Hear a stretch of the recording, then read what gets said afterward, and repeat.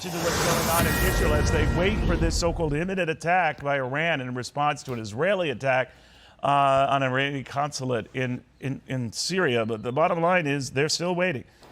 Yeah, hey, we're following some really developing stories right now. We can see air defense coming off of some areas near to Tel Aviv. Scientists say a powerful solar flare temporarily knocked out radio communications on Earth yesterday. Guys, Mike with Off-Road Family Adventures. And yeah, I don't know. Is it hype? You never know what to believe with all the conspiracy theorists and all that stuff today. But you know what? I think I'd rather be safe than sorry. And it's inexpensive.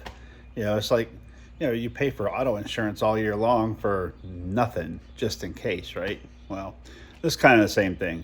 Do I believe it'll work? I do, just because this company here they have all the data, the test results and so on. Now, will it actually work when it happens? I hope so. So let me show you this EMP shield on the vehicle.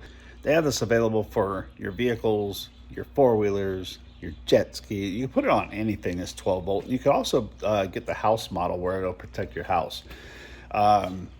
But that's my thing. It's like, unless you've got an old 70s vehicle that runs off points and condensers, if there was any type of EMP blast or solar flare that knocks everything out or whatever happens, I want my vehicle, especially this one, four-wheel drive, I want to be able to get the hell out of town. So that's why I put it on here, just because I don't have one of those old vehicles sitting around.